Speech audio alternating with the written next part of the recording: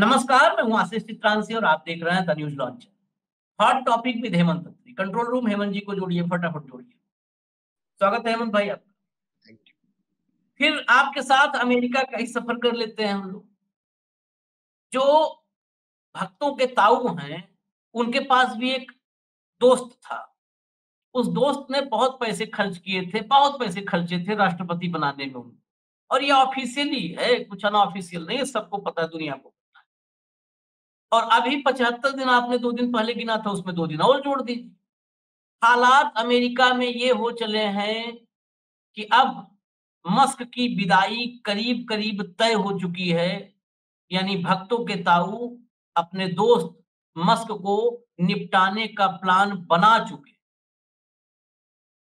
जो ट्रंप साहब के सेनापति हैं, कुछ बड़े सेनापति होते हैं हर फौज में, मार्को रूबियो हैं, मस्क हैं, नेवारो हैं, ये ट्रेड जो है एडवाइजर हैं। ट्रेड सलाहकार उनके हैं मस्क के, पीटर नेवारो। इनमें आपस में ही अब जूतम पैजार हो रही है। जूतम पैजार की स्थिति है। ये मैं शब्द बढ़ा के नहीं बता रहा हूं, हो सकता है हमारे शब्द हल्के पड़ जाए। मार्को रूबियो और मस्क ये तो ट्रंप के सामने ही भिड़ गए थे। बड़े मुश्किल से बीच बचाव करके मामला निपटा।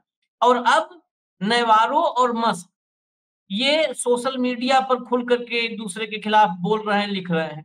मस्क कह रहे हैं ये पीएचडी कहाँ से किया है, जिस यूनिवर्सिटी से पीएचडी किया है उस पर सवाल उठाने लगे, यानी डिग्री वाला मामला वहां पहुंचने लगा। दूसरी तरफ नेवारो कह रहे हैं कि इसका काम कार बेचना, ये कार बेचे, ये क्यों बिना मतलब का दूल्हे फूफा बन रहा है। अब ये हिसाब किताब वहां हो चुका है। मैं पहले सुना देता हूं, नहीं लोग कहेंगे कि अपने मन से ये सब ज्ञान दे रहे हैं, हम हमेशा सुनाते हैं। तो पहले जो पीटर नेवारो ने बोला है वही सिर्फ सुनाइए, पीटर नेवारो ने जो बोला है। Interesting to hear Elon Musk at the beginning talk about a zero tariff zone with Europe. He doesn't understand that. And the thing that's, I think, important about Elon to understand, he sells cars. That's what he does. And if you look, for example, at the Tesla factories in Texas, they're assembly plants, and they get a lot of their content from China, Mexico, Japan, and Taiwan and elsewhere. ये जूतम पैजार जो है, ये tariff, इसके पीछे भी tariff है। Musk ने क्या कहे शुरू में कि एलन मस्क वो जीरो टैरिफ, यूरोप के साथ जीरो टैरिफ की बात कर रहा है। उसका काम कार बेचना है, कार बेचे, टैरिफ बताएगा। टैरिफ बताने का काम मेरा है, मैं ट्रेड एडवाइजर हूं ट्रंप का। ये हालत है। अभी हम आगे आपको और सुनाएंगे। अब ट्रंप को तो जान पर खतरा महसूस होने लगा है, अपनी जान पर खतरा महसूस होने लगा है। मस्क को कई बार दोनों के नाम में ही हम लोग झोल हो जाते। अब जान का खतरा वो आदमी महसूस कर रहा है। आया था पूरा अमेरिका चलाएंगे, पूरी दुनिया चलाएंगे। अब जो है बता रहा है कि बड़े खतरे में मैं हूं, करप्शन के खिलाफ जो मैं लड़ाई लड़ रहा हूं अमेरिका में, अमेरिका के सरकारी विभागों में। तो ये मामला बड़ा झोल है अमेरिका में। हमने पहले भी 2 दिन पहले एक शो किया था, कहा था ना कि वहां पर 75 दिन बाद ही ये स्थिति हो गई है। हमारे यहाँ 11 साल बाद भी कोई चू नहीं करने को तैयार है। चू करता है तो मुकदमे, नॉन बिलेबल जो है धाराएं, ये सब तुरंत हो जाता है। अब सीधा चलते हैं हम पहले, इसके बाद मैं बता दूं फिर ट्रंप के पर जो जान का खतरा वाला मामला है वो भी हम लाएंगे, लेकिन पहले ये पार्ट। ये क्या हो रहा है हेमंत भाई? कब है विदाई की तारीख? इन्विटेशन वगैरह आपने पढ़ा होगा ना विदाई का। आशीष भाई नमस्कार, आपको, सारे दर्शक साथियों को। देखिए, ये जो हो रहा है ना ट्रंप और मस्क का जो मामला बीच में है, बाकी सलाहकारों के साथ, मंत्रियों के साथ, इसमें कुछ भी अनापेक्षित नहीं है। अमेरिका के अंदर एक सिस्टम है कि वहां का जो कैबिनेट काम करता है ना, वो डायरेक्टली प्रेसिडेंट के सुपरविजन में काम करता है। और जो ये सलाहकार है पीटर नेवेरी, ये तो सीधे सीधे रिपोर्ट ही ट्रंप को करते हैं, क्योंकि ये ट्रेड सलाहकार।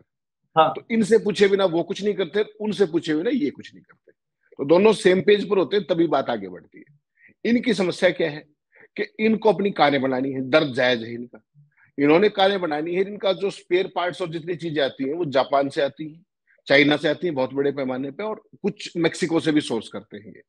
अब तीनों के ऊपर वो लग गए टैरिफ, और बड़े हैवी टैरिफ लग गए। हालत यह है कि चाइना के ऊपर तो कल फिर घोषणा कर दी कि अगर रेसिप्रोकल 34 वापस नहीं किए तो 50 और ठोक देंगे। तो इनको कहीं ना कहीं अपना साम्राज्य, देखिए दो चीजें होती है, व्यापारी है बेसिकली मूल रूप से।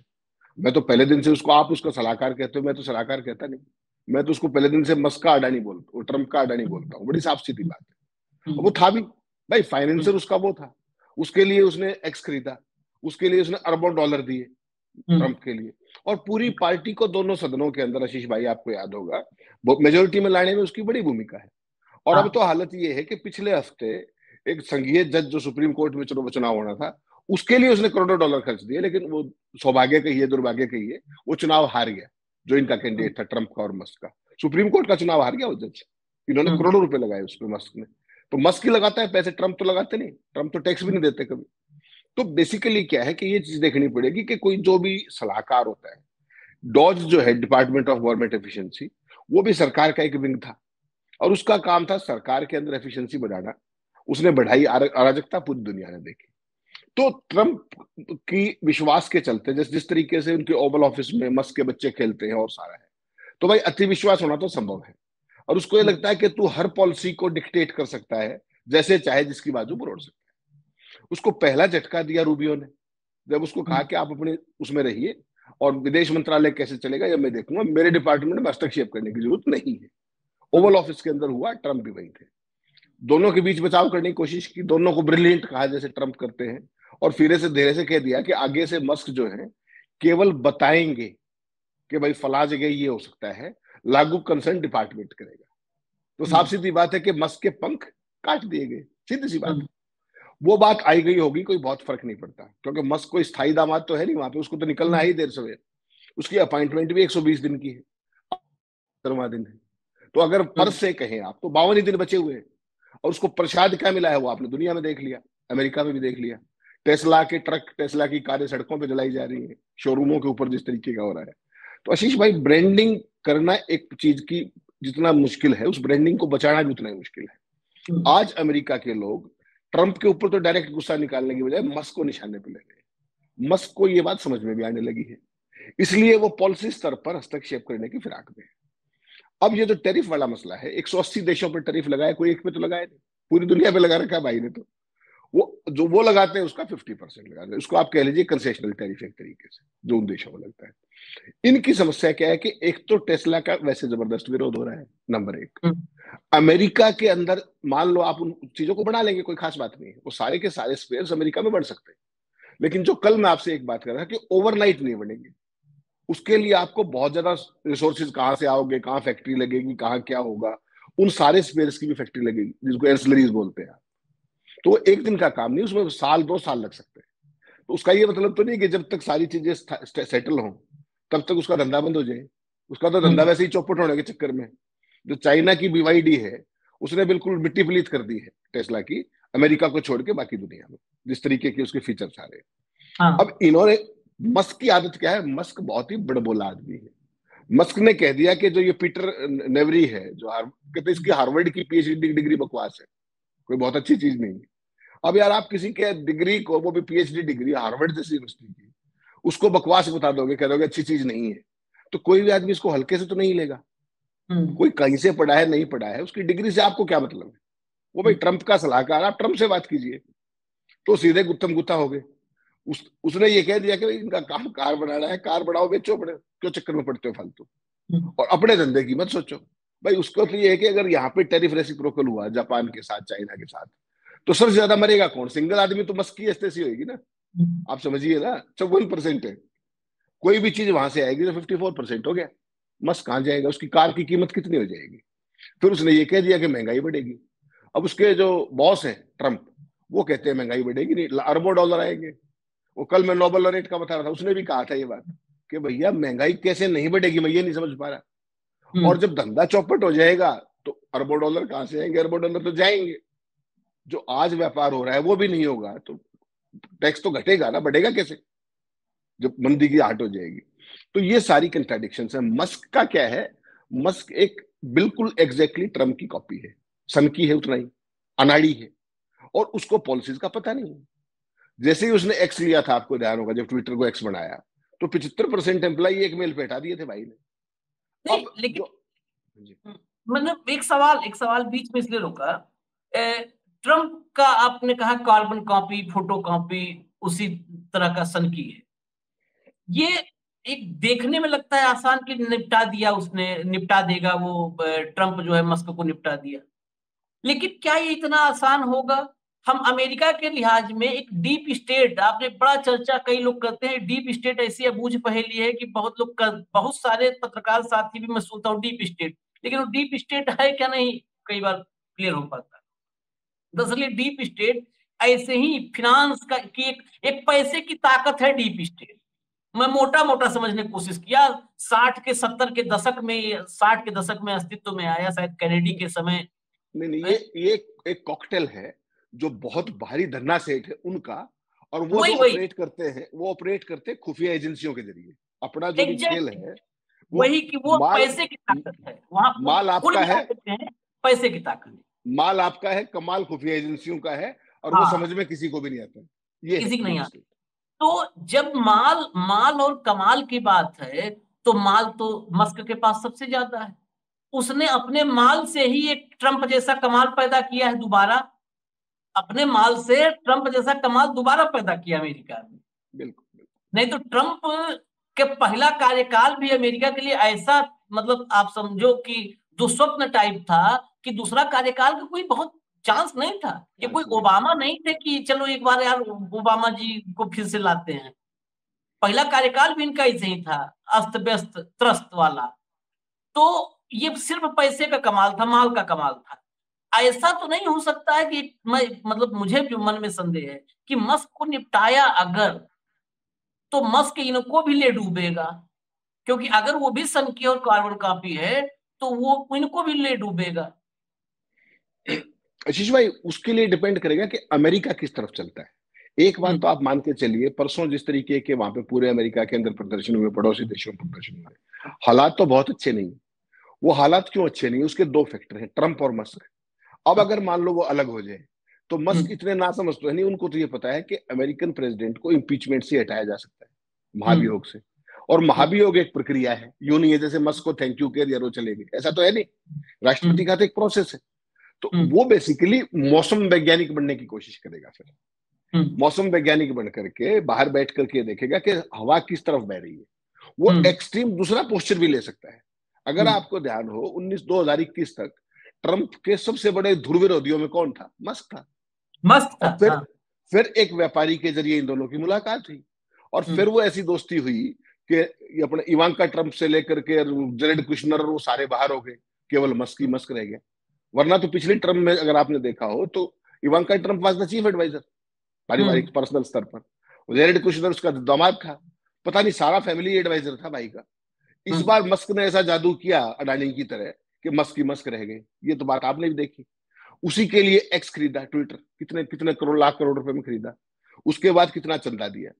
लेकिन वो अपने चंदे को उसने कोई धर्मात्मा या संग्रहालय या उसमें नहीं दिया है, गौशाला में नहीं दिया, उसने पैसे से पैसा बढ़ाने के लिए चंदा दिया है। ये बात समझनी पड़ेगी। नवंबर में जैसे ही राष्ट्रपति चुने गए, ट्रंप मस्क के शेयर रातों रात कहां पहुंच गए थे, खरबों रुपए की वैल्यूएशन बढ़ी उसकी। अब जब ये 20 जनवरी को राष्ट्रपति बने, उसके बाद लगातार टेस्ला के शेयर नीचे की तरफ है। उसका कारण क्या है कि पॉलिसीज आपकी, आपका जो बड़बोलापन है, जो भी चीजें आपकी एक तरीके से कहिए तो अलोकप्रियता, लोगों की आपके प्रति नाराजगी, तो वो इन सारी चीजों को बाहर बैठ करके टेस्ट करेंगे कि भाई दिशा किस तरफ जा रही है। बाकी तो क्या है कि जो ये सोशल मीडिया हैंडल्स होते हैं, अभी क्या है कि उस पर लिमिटेड उसका ट्रंप के खिलाफ विरोध होता है, उस पर आमतौर पर ट्रंप के पक्ष में यूज हो रहा है। जिस दिन उसने ट्रंप की चूड़ी कसनी होगी तो उसको थोड़ा सा ओपन कर देगा, हो गया काम। पॉपुलरिटी रेटिंग ऑलरेडी 43 पे आ चुकी है। अगर एक्स भी उसके साथ हो गया तो आप समझ सकते हैं क्या होगा। सोशल मीडिया आज की तारीख में बहुत बड़ा ओपिनियन बिल्डर होता है, एक बहुत बड़ा ओपिनियन बिल्डर होता है। दूसरा, उसको जब ये इस तरह की चीज करेगा तो उसके खिलाफ जो नाराजगी है मस्क के खिलाफ, वो कम होगी लोगों की, कि देखो यार ये तो हमारी जैसी बात करने लगा। उसको पाला बदलने में 1 मिनट लगेगा, 1 मिनट से ऊपर का काम नहीं है। वो नीतीश कुमार का बड़ा भाई है इस मामले में, पलटी मारने में एकदम यूं पलटी मारेगा आपको समझ में भी नहीं आएगा कि यार ये हो क्या गया है। समझना पड़ेगा, व्यापारी आदमी भाई, उसका किसी सिद्धांत से किसी नीति से कोई लेना देना है नहीं। रिपब्लिकन और डेमोक्रेट उसको क्या फर्क पड़ रहा है, उसने धंधा करना है। अभी ये राष्ट्रपति तो इनसे दोस्ती है, इतनी सी बात है। लेकिन उसके धंधे में अगर उसकी टेस्ला पिटती है, उसके क्या है, दो ही तो चीजें हैं, ये अपने क्या नाम है, टेस्ला है, एक्स है, एक्स में भी वैसे मुनाफा नहीं है उसको ऐसा, और उसके बाद उसकी इंटरनेट टेलीफोनी है, उसके लिए तमाम गेम कर रहा था वो।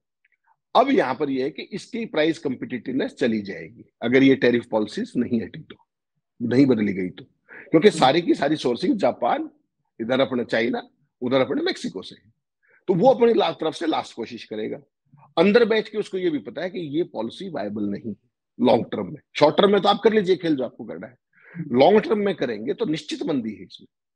तो वैसे में जो उसने अपनी स्टेब्लिश्ड ब्रांड है, वो ट्रंप के चक्कर में या जितने उसके पीटर नवारी जितने हैं उनके चक्कर में अपना धंधा तो चौपट नहीं करेगा ना। करना तो उसने अल्टीमेटली कारें ही बेचनी है, धंधा ही करना है। यहाँ तो उसकी 120 दिन की अपॉइंटमेंट है, कंट्रेक्चुअल अपॉइंटमेंट।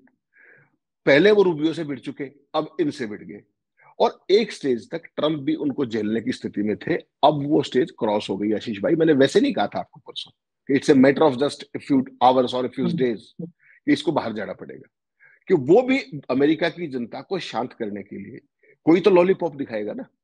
तो ट्रंप को तो एक ही शब्द तो कहना, thank you mister Musk, you have done a wonderful job for me, thank you. ऐसे ही तो करते हैं वो। और उसके बाद ये घर, और फिर जो इन्होंने कहा कि उसकी डिग्री बकवास है पीटर नेवरी की, वो इसका क्या करेंगे वो भी आप सोच सकते हैं। तो आज की तारीख में मस्क फंसे हुए हैं, उनकी ब्रांड की क्रेडिबिलिटी भी खराब हो गई है, व्यक्तिगत क्रेडिबिलिटी खराब हो गई है, और जो ट्रंप के प्रति नाराजगी है लोगों की, वो भी ट्रंप की बजाय, डाइट की बजाय मस्क के ऊपर ज्यादा फोकस्ड है, क्योंकि उसने लाखों कर्मचारियों को बाहर कर दिया है। तो पॉपुलर परसेप्शन इसके खिलाफ है, मस्क के खिलाफ। तो उस डैमेज को कंट्रोल करने के लिए ये भी हो सकता है कि ट्रंप इशारा कर दे कि तुम खुद ही निकल जाओ धीरे से, ईज आउट करने की जिसको हम बात कहते हैं, instead of saying thank you. एक और इसमें फिर मेरा सवाल वही है, रिपीट हो रहा है कुछ और थोड़ा संदेह के साथ। आपने कहा कि मस्क फंसा है, लेकिन मस्क मुझे लगता है कि यहाँ सब फंसे हैं। मस्क, ट्रंप, नेवेरो, रूबियो सब फंसे हैं। कोई नहीं ऐसा है कि जो जाल से बाहर हो। वजह क्या है? आप मस्क को निकाल सकते हैं कि तात्कालिक राहत, मस्क पहला होता है ना कि पहला गुस्सा किस पे है, मस्क पे है, निकाल सकते हैं। लेकिन ट्रंप की कार्यशैली जो है वो मस्क के निकलने के बाद, अभी तो मस्क एक सेफगार्ड है कि चलो ठीक है पहला अंडा मस्क पर फेंकेंगे। मस्क को निकालते ही पहला अंडा सीधा ट्रंप के ऊपर जाएगा। आज मस्क है ना कम से कम एक सेफगार्ड, फिर अंडा मस्क जाएगा। इसलिए जाएगा क्योंकि एक ही जगह पर नाराजगी मस्क से है, जो तानाशाही चला दिया सरकारी विभागों में, नौकरियों में। जो स्टोर के बाहर जूता मोजा खरीद रहे, कपड़ा खरीद रहे, टीवी खरीद रहे, राशन पानी खरीद रहे हैं मंदी की आहट से डरे हुए लोग, उसमें तो मस्क का रोल नहीं है। उसमें तो ये नवेरो है, पीएचडी वाला, हार्वर्ड वाला, ये है। तो जब ये सब है, तो आज जब मस्क बाहर हो जाएगा, इसके बाद अमेरिकियों की जो दशा, दुर्दशा, व्यथा, कथा जो होगी, उसमें तो फिर कोई भी सेफगार्ड नहीं होगा आगे ना, कि चलो आगे ये है फेस करने के। तो सीधा सीधा टारगेट पर ट्रंप होगा। ये दिक्कत नहीं आएगी क्या आगे? नहीं, देखिए ये तमाम चीजें अभी तो शुरुआत हुई है। अभी तो जिस तरह के आप सनकी नीतियां ला रहे हो दिखते हैं, तो ये नहीं बहुत ज्यादा दिखते आने वाली। लेकिन जो इमीडिएट एक होता है ना कि इमीडिएट कैजुअलिटी होना, तो उसका तात्कालिक डैमेज कंट्रोल करने के लिए मस्क को तो अदरवाइज भी जाना ही है। ट्रंप इशारा कर भी चुके हफ्ता पहले। तो अब तो केवल एक ईज आउट करने की बात है। लेकिन ये आपने बिल्कुल जायज बात कही कि ट्रंप के बीच में एक कुशन है, ये मस्क एक कुशन भर है केवल।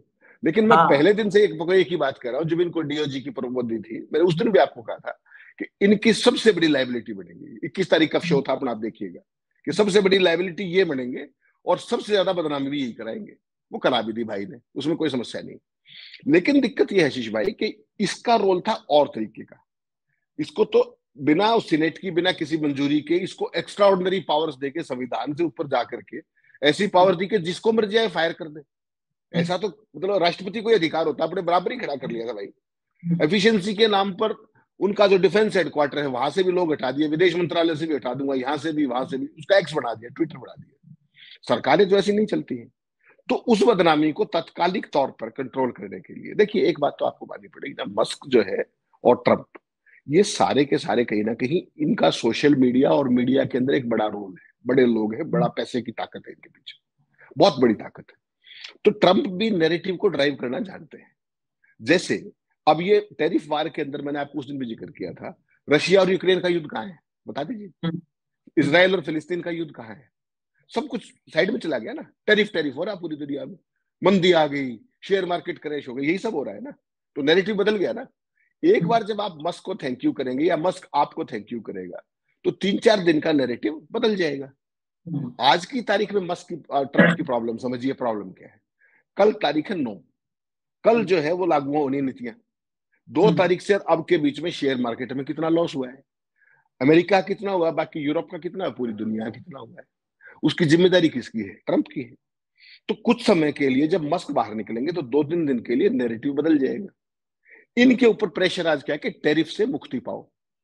टैरिफ से मुक्ति पाने का रास्ता नहीं निकल रहा है। हकीकत बात तो ये है, कर तो दिया आपने। आपने कल कहा कि मैं तो कोई इसकी बहुत परवाह नहीं करता हूं, मैं तो ये नहीं करता हूं, शेयर मार्केट गिर गया, आई डोंट केयर, सारी बातें कही। लेकिन अमेरिका का कोई राष्ट्रपति ऐसा माइका लाल नहीं हुआ कि जो शेयर मार्केट का केयर ना करे। छोड़ दीजिए आप, पूंजीवादी देश है भाई, एक एक चीज का हिसाब होता है वहां पर। उनके जो फाइनेंसर है वही विड्रॉ कर जाएंगे। ट्रंप के चुनाव में चंदा दिया है अरबों रुपए का, मस्क जैसे कई है वहां, तो वो सारे के सारे उनकी कंपनियां बैठ रही हैं, उनकी प्राइस कम्पिटिटिवनेस खत्म हो रही है, इंटरनेशनली उनका माल बिकना कम हो जाएगा। तो वो सारी चीजें बेसिकली, तो इनको थोड़ा सा समय मिल जाएगा, टाइम बाय कर लेंगे ये लोग। और उस टाइम बाय के दौरान हो सकता है कोई नई रणनीति आए, थोड़ी मोटी राहत रियायत, कोई बातचीत का सिलसिला, क्योंकि बात तो तमाम देशों से कर ही रहे हैं ये लोग। जो सेकंड बी टीम होती है इनके विदेश उसके वाणिज्य मंत्रालय की, वो लगातार टच में है। हर एक देश के लिए उनके ट्रेड रिप्रेजेंटेटिव भी है, वो कर रहे हैं सारी बात, लेकिन तत्काल नहीं हो सकता। लेकिन हकीकत यह है कि ट्रंप आज बहुत ज्यादा प्रेशर में है। आपने तब भी देखा ना रूबियो के मामले में, रूबियो इतना इंपॉर्टेंट थोड़ी था जितना मस्क है फाइनेंशियली, अगर आप देखें। उसके बावजूद भी ट्रंप ने हालात को समझा और उन्होंने पर कतरे मस्क के, रूबियो को कुछ नहीं कहा। तो ये चीज आपको देखनी पड़ेगी। कैबिनेट की मीटिंगों में भी ले गए इनको, जबकि कैबिनेट की मीटिंग में तो नहीं हो सकता ये, 2 बार कैबिनेट की मीटिंग में लेके गए। बेसिकली क्या है कि आज की तारीख में संकट है, और संकट ट्रंप के ऊपर व्यक्तिगत है, उसकी नीतियों के कारण है। तो उसमें एक छोटा मोटा जो आप कहते हो ना कई बार आपके शब्दों में कि मोहरा बलि देना होती है, कोई छोटी बलि, वो बलि तो आज से अबाउट 22 और 30-52 दिन के बाद वैसे भी जाना ही है मस्को, तो जाहिर रूप से तो रहने को आए नहीं। उनको इज आउट कर दो, या वो खुद ही होके चले जाए, उनका थैंक यू कर दे। तो कुछ समय के लिए ये जो सारी हालात है ये डिफ्यूज हो जाए, और डिफ्यूज हो जाएंगे तो उनको राहत मिलेगी फॉर द टाइम भी। इतने में अपने जो करना होगा कर लेंगे। असली समस्या चाइना के साथ है। चाइना को कल जो जिस तरह की गिद्दड़ बबकी दी है, तो मान के चलिएगा कि चाइना तो किसी कीमत पर पीछे हटेगा नहीं। और जो जानकारी आज तो ये भी मिली है कि वो जो अपनी युआन है उनकी करेंसी, उसको भी डिवैल्यू करने जा रहे हैं। अगर उन्होंने डिवैल्यू कर लिया तो चाइना का तो सारा नुकसान खत्म हो जाएगा, क्योंकि उनकी तो घट जाएगी। अपने जैसे हमारा रुपए की कीमत गिरती है, वो खुद ही गिरा लेंगे, तो उनके ऊपर तो जो टैरिफ का इंपैक्ट आना था वो तो खत्म हो जाएगा, उनका तो माल सस्ता हो जाएगा। उससे ना केवल वो टैरिफ से बच जाएंगे, बल्कि भारत जैसे देश जो ये उम्मीद लगाए बैठे हैं कि हमारा माल बिक जाएगा, वो फंस जाएंगे, क्योंकि प्राइस कंपिटिटिवनेस रहेगी ही नहीं। युआन सस्ता हो गया, येन सस्ता हो गया, तो येन सस्ता हुआ तो गड़बड़ सारी। और आपको पता है शी जिनपिंग किसी भी कीमत पर हारने के लिए नहीं बने, वो ट्रंप से भी बड़े वाले हैं। वो कुछ भी करेंगे, उनको किसी से पूछना थोड़ी है। अगला तो सर्वा है, फॉर लाइफ है ना, उसने चुनाव लड़ना। चीन का तो शक्तिशाली व्यक्ति, उसके पास थोड़ा ना कि मस्क और रूबियो और जो है कोई फलाना ढिमकाना पीएचडी और एमफिल वाला, कोई किसी को नहीं पूछना उसको। ना उसके यहाँ कोई प्रदर्शन की संभावना है, जो मर्जी है करेगा। तो येन की कीमत घटा करके एक तरीके से उसके बाद तमाम चीजें हो सकती हैं। तो ये सारे हालात हैं इसमें बेसिकली। लेकिन जो असली प्रॉब्लम्स है वो बढ़ने वाली है यूएस की। जो सोर्सिंग का मामला है ना, तमाम पहली बात तो वहां पे मैन्युफैक्चरिंग है ही नहीं अमेरिका के अंदर। ट्रंप चाहते हैं ओवरनाइट मैन्युफैक्चरिंग आ जाए, ओवरनाइट नहीं आएगी, समय लगेगा। और तब तक जो काम हो रहा है वो भी डिसरप्ट हो गया आपकी टैरिफ पॉलिसी के कारण। असली बीमारी ये है। अमेरिका की जनता आशंकित सही मायने में है कि भाई हमारे पास महंगाई इतनी बढ़ जाएगी, उस महंगाई से हम कैसे पार पाए। टैरिफ के कारण तो महंगाई बढ़नी है ही। ट्रंप कहते हैं नहीं बढ़ेगी, तो कर लो क्या करोगे। अब वो तो नहीं मानता। वही मोदी जी वाली बात है, जैसे नोटबंदी की तो बोला आतंकवाद भी खत्म, काला धन भी खत्म, नकली नोट भी खत्म। तो देख लीजिए कितने खत्म हुए। जीडीपी जरूर खत्म हो गया, तो है तो कहीं ना कहीं भक्तों के चाचा ताऊ वही सब रिश्तेदारी वाला मामला है। तो अब इनको क्या समझाओगे आप? इनको तो फिर वही बात है, इनको तो वक्त समझाएगा, जनता समझाएगी। एक क्लिप और सुना देते हैं आखिरी में, और बस 30 सेकंड का रिएक्शन कि आखिर इनको अपने जान पर खतरा क्यों लगने लगा। जरा प्ले करिए clip, control room. countries. You're working on helping the blind see and all of these other things. Is it really come down to the basic, you're aligned with President Donald Trump, who also is a friend of mine, and that you have identified well over $100 billion of waste, fraud, abuse that our federal government never should have been spending? Is that what it comes down to?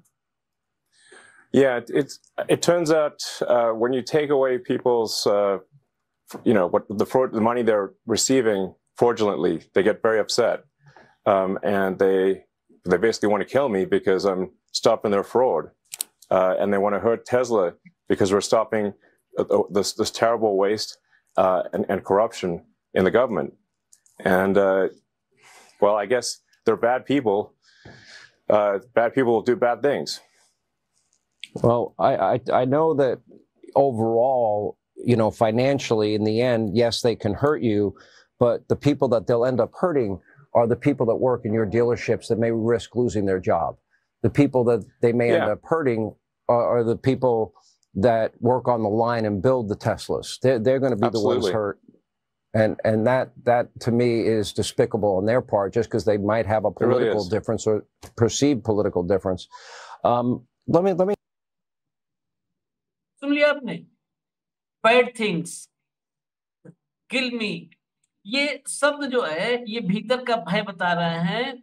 और ये मैं आपको बता दूं, ये सबसे latest मतलब जो एलन मस्क, मुझे लगता है एक्स पर सबसे तेज वही है, मतलब उनसे तेज कोई नहीं। लगातार आप उनके हैंडल पे चले जाइए टाइमलाइन पे तो दनादन ये सबसे लेटेस्ट, मतलब हम जो चर्चा कर रहे हैं समझिए उससे कुछ देर पहले उन्होंने खुद ये क्लिप डाली और उन्हीं के हैंडल से ये क्लिप हमने सुनवाया। ये खतरा क्यों? आशीष भाई देखिए, सीधी सी बात है, this is what you have earned over a period of this 78 days. आपने 78 दिनों में क्या किया है? आपने जो अमेरिका की वर्षों से, दशकों से चली आ रही एक वर्कफोर्स थी, उसको ओवरनाइट एक मेल के जरिए तहस नहस कर दिया। अगर कोई आपका रोजगार खा लेगा इस तरीके से, बिना लॉजिक के, बिना रीजन, वो क्या कह रहे हैं? These are fraud people, they are corrupt people. भाई अपने आप तो नहीं लगे ना आशीष भाई, आपके यहाँ चैनल में कोई काम करता है, मेरे इंस्टीट्यूशन में कोई काम करता है, तो हमारी मर्जी से ही करता है ना। Being head of institution we employ them. तो उनको कोई तीसरा आदमी है कि ये सब फ्रॉड है, तो कोई मतलब नहीं। और वो भी सिस्टम से बाहर का आदमी, मंत्री नहीं है सरकार का, उसको ताकतें दे रखी है एग्जीक्यूटिव ऑर्डर से, जो कि गलत है अमेरिकन संविधान के मुताबिक। तो वो ओवरबोर्ड गया और उसने हजारों लाखों कर्मचारी जो लगातार बेचारे सर्विस में थे सरकार की, देखिए सरकार ने कर्मचारी रखे ना, वो जबरदस्ती तो कोई काम करने आ नहीं गया पेंटागन में या कहीं पर भी, तो सरकार ने एम्प्लॉय किया, वो अपना काम कर रहे। तो हाउ कैन यू से दे आर फ्रॉड पीपल? वो सारा गलत था, फला था। गलत था तो कर्मचारियों की गलती नहीं, तत्कालीन सरकारों की गलती है कि उन्होंने उनको क्यों लगाया। तो जैसे लगाने की एक प्रक्रिया है, वैसे ही हटाने की भी एक प्रक्रिया है। तो जो कुछ ये मस्क के साथ हो रहा है, जो उनकी अलोकप्रियता, जो उनके खिलाफ हेटरेट, असल में तो आप इसको अलोकप्रियता नहीं कह सकते, वो गलत शब्द है। आज की तारीख में मस्क के प्रति अमेरिका में हेटरेट है, नफरत है। और वो नफरत इसीलिए कि लाखों परिवार जो सरकार के एक्सचेकर पर पलते थे, जो वहां रोजगार थे, उन रोजगारों को छीना। एक तरफ तो ट्रंप तो कहते हैं कि मैं रोजगार दूंगा, रोजगार बढ़ाऊंगा, और उनका जो डीओजी है वो लोगों के मिले मिलाए रोजगार को सालों से उसको खत्म कर रहा है। इस बात को कौन सहन करेगा? आप बता दीजिए, मानवीय आधार पर भी देख लीजिए इसको। तो ये सारी चीज बेसिकली इसने खुद अर्न की है। और जैसे होता है ना, कई बार जब आप फंसते हो तो आप ऐसा रुआसा सा मुंह कर करके आप उंगली कटा करके शहीद होने की फिराक में हो।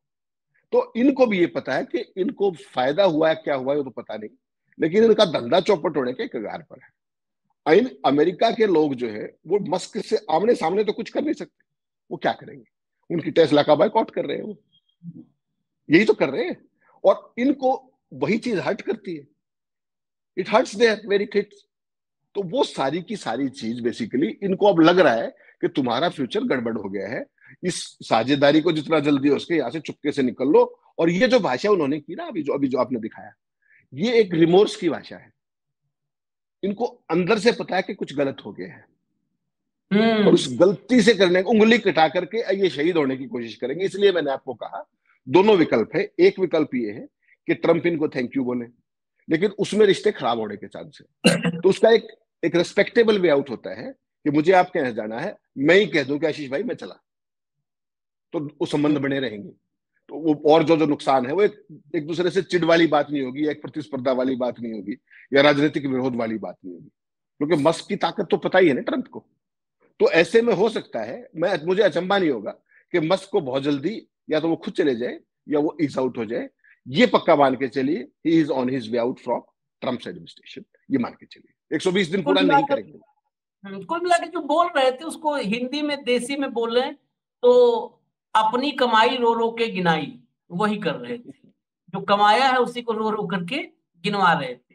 हालांकि आज ये प्योर खाटी अमेरिका की चिंता इसलिए हम कर रहे हैं कि क्योंकि अमेरिका ने हमें चिंतित कर रखा है, इसलिए अमेरिका की चिंता कर रहे हैं, और इसलिए ही इस विषय की इन सब विषयों की गंभीरता आपको भी समझनी चाहिए। और खासकर उस समय जब एक तरफ हम ये चर्चा कर रहे हैं वहां जूतम पैजार की, तो दूसरी तरफ मार्को रूबियो और एस जयशंकर, इन दोनों के बीच वार्ता चल रही है लगातार।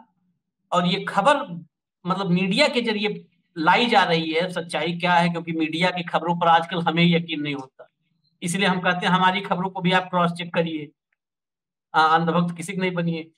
तो उनकी बातचीत चल रही है, खबरें ये लाई जा रही है मीडिया के जरिए कि बहुत ही जल्दी ट्रेड डील जो भारत अमेरिका के बीच जिसपे ये वार्ता चल रही है उसको बहुत जल्दी क्लोज कर दिया जाए। क्लोज करने का मतलब ये नहीं कि खारिज कर दिया, क्लोज करने का मतलब कि जो डील है उसको फाइनलाइज कर दिया जाए। तो डील क्लोज कर दिया जाए, वो डील क्लोज हो जाए तो हो सकता है ये टैरिफ जो चाबुक चल रहा है ट्रंप का, इससे भारत अलग हो जाए, किनारे हो जाए। लेकिन नजर इस पे भी रखना है हमें कि वो ट्रेड डील में भारत क्या क्या देता है। ये नहीं कि ट्रेड डील हो गया, राहत मिल गया, ट्रेड डील में देश बेच के, वही संजय सिंह ने कहा था ना, पता नहीं किसका नाम लिया था कि ये दोनों भाई भाई देश बेच के खाई मलाई। अब वो किसका नाम लिया था आप लोग समझिएगा, मुझे याद नहीं आ रहा है इस समय, कि फला फला भाई भाई देश बेच के खाई मलाई। तो ट्रेड डील में देश के हितों में वो डील होना चाहिए। देश का हित अगर नहीं उस डील में है तो फिर वही झांसा राम, माध्यम होगा वही गोदी मीडिया। फिलहाल इजाजत दीजिए हमें, कल फिर हम आएंगे, हेमंत भाई हमारे साथ होंगे और कार्यक्रम यही होगा, हॉट टॉपिक विद हेमंत अत्री। कांग्रेस का जो 2 दिवसीय गुजरात मिशन है अहमदाबाद 64 साल बाद, आज CWC और कल अधिवेशन, राष्ट्रीय अधिवेशन, इस पर नजर हमारी हेमंत भाई की दोनों की है। हो सकता है उससे जुड़ी जब कोई खबर होगी, बड़ा कोई अपडेट आएगा तो हम बीच में कभी भी हेमंत जी को लेकर के आ सकते हैं। तो आज उस पर निगाह रखिए, क्योंकि हमारे देश की राजनीति के लिए सबसे बड़े विपक्षी दल का यह अधिवेशन बहुत महत्वपूर्ण है। खासकर जिस तरह से कांग्रेस के भीतर की कमियों को खुद राहुल गांधी एक्सेप्ट करते हुए और उसमें सुधार की बात कर रहे हैं, तो देखते हैं खाली सुधार होता है, दौड़ते भागते हैं, या ट्रेडमिल पे ही चलते हैं राहुल गांधी। देखते हैं। इजाजत दीजिए, धन्यवाद हेमंत भाई, नमस्कार। Thank you.